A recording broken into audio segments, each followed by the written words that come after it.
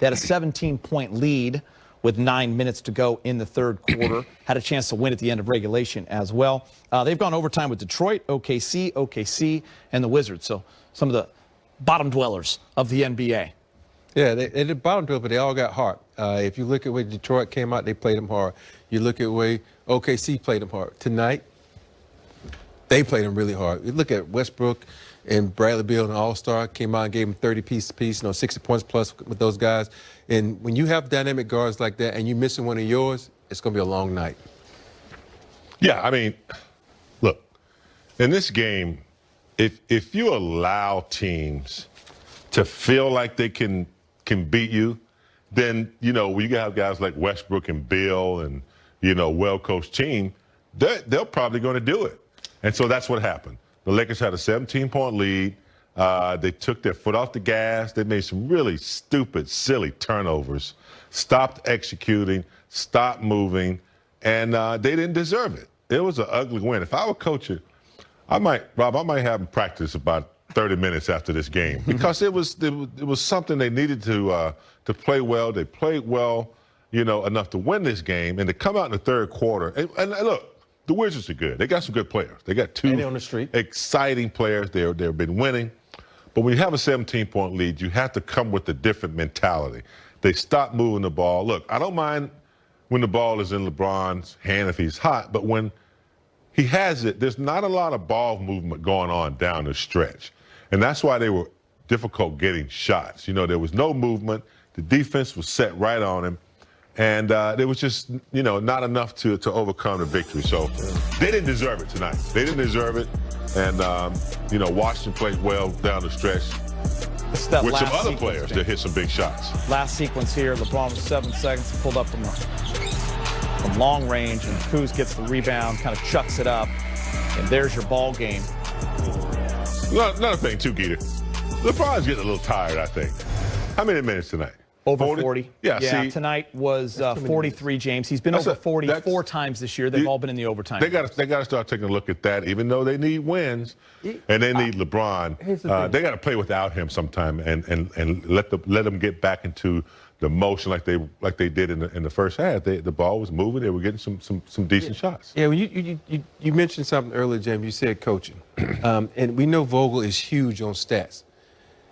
You're not looking at the stats and see where this guy has only played 23 minutes and he's giving you 26 points. Montrezl Harrell. And I think sometimes coaches get so caught up in shooting threes that you think you have to win a game by shooting threes.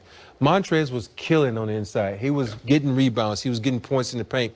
And they had a lead. They stopped going to him, start shooting a lot of threes. Montrez is not in the game. That hustle guy, that energy guy.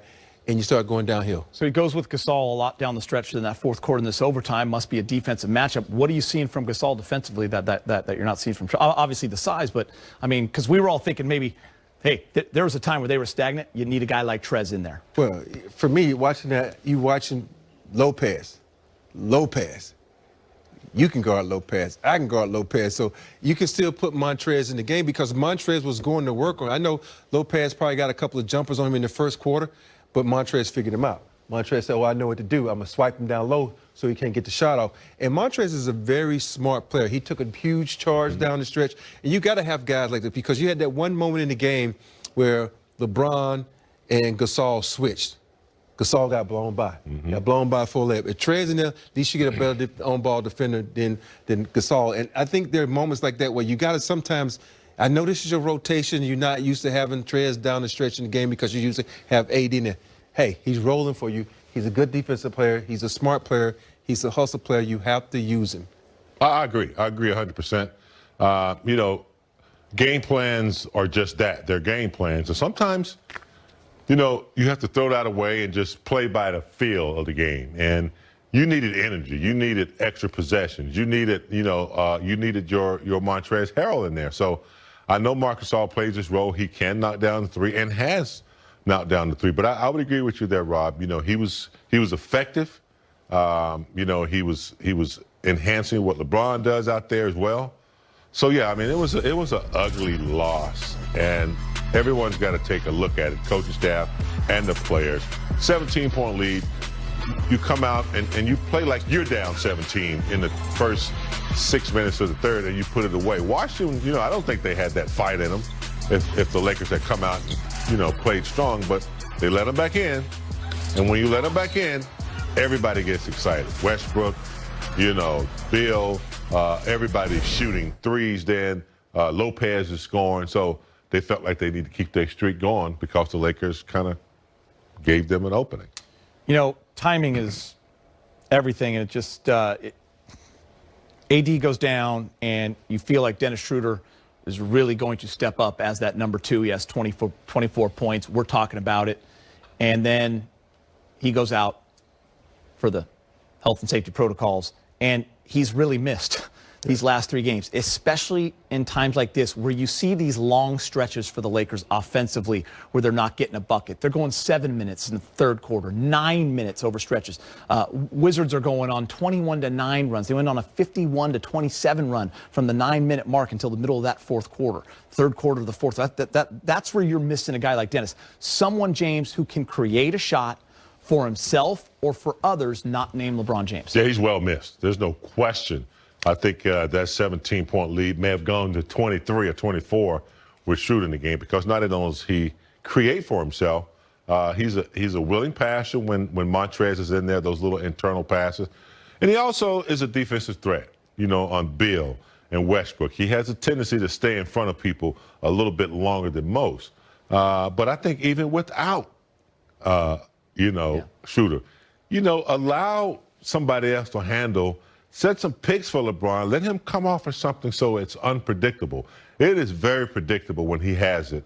And, he spends about 5 or 6 seconds, 8 seconds, just trying to figure out what he's going to do. And there's nothing going on, no movement. Now, in the second quarter, they were moving, they were slashing, they were doing a lot of things, and they got away from that. So I love having elite players down the stretch. But I think guy's been playing a lot of minutes. He's been carrying them on his back. Without Schroeder, even without Schroeder, you got to run that little curl play for Pope, run that little curl play for Kuzma. They're scoring. Yeah, and they ran Kenny off that screen, hit that 3. And you can't be unpredictable. And then the silly turnovers. I saw one where Wes Matthews got a steal and just let it go. He just let it go without knowing where the defense was.